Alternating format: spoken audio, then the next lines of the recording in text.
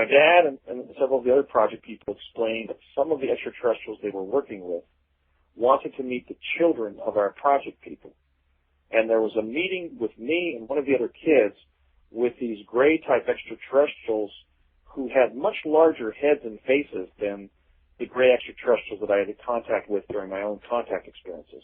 In fact, these extraterrestrials looked a lot more similar to that costume of an extraterrestrial that Arizona Governor Fife Symington did that hoax news conference with after the Phoenix Lights case of 1997. And I commend Governor Symington for being so courageous in now coming forward and revealing, in fact, that was a very large extraterrestrial craft that was hovering above Phoenix during a Phoenix Light episode or incident. But we met with these two extraterrestrials, and they were so intelligent that my mind actually became overwhelmed. I had to leave the meeting twice because their intelligence was causing racing thoughts in my mind. So you physically met with what are described as grays? Yes. The New Mexico and southern Colorado are extensively undergirded by tunnels that are used to transport individuals and technologies and even extraterrestrial individuals to different secret locations in New Mexico and elsewhere. And this particular meeting took place in essentially a rudimentary briefing room, very rudimentary briefing room, in one of the underground tunnels in New Mexico. And they were, we were coached beforehand about how to ask them basic questions like, Niagara Falls and the Grand Canyon are considered very beautiful natural areas on our planet Earth. What are some of the beautiful areas on your planet?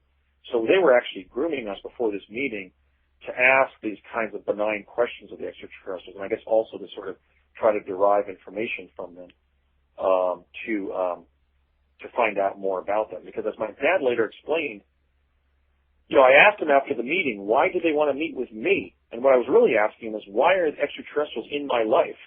And what he was answering was this regarding the specific meeting. And he said, they wanted to meet with some of the children of our project people. And I said, well, what do they want? Why are they visiting our planet? And he said, nobody knows. And in fact, that was what I was told by Mr. Huber when he was training me in a START, this mathematical or logical notational system that would ultimately be used for alien-human liaison or off-planet diplomacy. He said that basically, by 1970, the U.S. government knew that extraterrestrials were visiting Earth, that they were contacting specific individuals who could be expected to be contacted sporadically during multiple times in their lives. They didn't know why they were contacting specific individuals, and more importantly, they didn't know who the aliens were, where they were from, or what they wanted. So actually, when I was being tutored in that alphabet so I could communicate with aliens, I was actually tasked with the duty by my government to try to figure out who they were and what they wanted and where they were from and some of these critical questions about their presence in our planet. But not only did the U.S. government know we were being visited, not only do I know from my father's own secret career in aerospace that we launched a supersonic jet project in 1952 to counter their presence in our atmosphere, but one species was actually the guests of the United States government in New Mexico. So when you say you communicated with them, how was that? Was that through words, through thoughts? How was the communication? We sat at the table and we asked questions, but they were answering us in unaccented English telepathically. Mm-hmm. So it was strange to be saying, asking a question like, what are the beautiful natural areas on your planet, and having the answer come back in our minds through them telepathically. And in fact, that was, I'm sorry. No, I just want to know, would you describe them as the classic alien gray that we're told about, which is with this large slanting eyes? Yes, they had large Asiatic features, even far more, their eyes were larger and more elliptical, and their faces far broader than, let's say, a classic Han Chinese individual. And I mean you cast no aspersions like that, but their eyes do possess an epicanthtic eye fold like Asian individuals possess, perhaps suggesting that all of us have extraterrestrial genes of one kind or the other. In fact, that's already been established by genetic engineering. So I resist the phrase alien, by the way, because these species I think should be conceived of as our kin. They just happen to be from other star systems. But these are our relatives on other planets and other star systems. And they were not hostile. I could tell that they were kind, intelligent creatures. But in fact, these two individuals, which was a man and a woman, as I mentioned previously on this show, they basically had larger heads and faces than the cuter extraterrestrials that I was having contact with during my ordinary life. They basically were the size of adult humans and had large elliptical eyes with an epicanthic eye fold and small noses and very broad faces and tiny ears and mouths.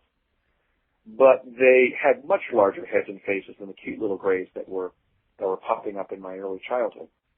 And it was also explained to me that they were, residing there. I know it's been alleged in some of the UFO literature that their colony is under the mountains in Santa Fe. And while I can't confirm that, I could certainly circumstantially, corroborate the fact that it was in those large underground tunnels in New Mexico where that briefing took place. In fact, the tunnel underneath Los Alamos is so large, I would say it's about twice the width of the Lincoln Tunnel in New York City. It's huge. And so walking around that warren of tunnels in New Mexico, in other words, we entered that underground system and were directed to a briefing room where they were then brought in, and we had basically this telepathic conversation with two of the extraterrestrials who were permanent guests of our government. So it wasn't a case of being held captive. It was more that they were visiting or staying there of their own free will. That was my impression. And when we were communicating with them, they were also not just cold, autonomic sort of beings like it sometimes appears in the UFO literature. For example, when I asked them whether they were male and female and whether they were husband and wife and committed to each other emotionally, the female actually laughed telepathically in a very kind of shy and demure way, in a charming way. So they possessed human traits, including emotion and devotion to each other emotionally and so forth. So it was really quite a powerful experience. I was somewhat afraid of them. And in fact, when I got up the second time as an excuse to leave the room to get some water in the hall, the female gray extraterrestrial said, oh, Andy, don't be frightened, in my mind. But it was very overwhelming just to be communicated to telepathically in your mind. That itself was spacing me out. But they basically were about the size of adult humans. They had heads and faces that were about twice the size of an adult human. And they had long hands, but they were essentially human. And so you might look at them like you would look at a peculiar-looking human being. They weren't that foreign to my experience. And because I had contact with the smaller, cuter gray extraterrestrials, I wasn't keenly frightened of them, but I certainly felt disconcerted being in the same room with them. I mean, it was odd and somewhat menacing, but I still didn't panic. But I mean, it was a stressful experience to be having this sort of discussion with humanoids who were non-human. Andy, going back also to some of the earlier stuff you talked about, it led me to wonder when we hear these cases of people describing what they believe was an abduction, an alien abduction experience.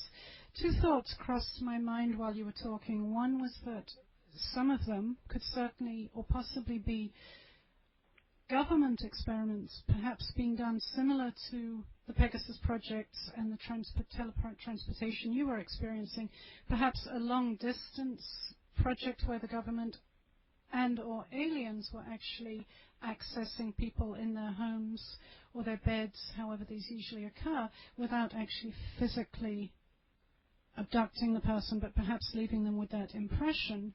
Do you have any thoughts on that as being a possibility?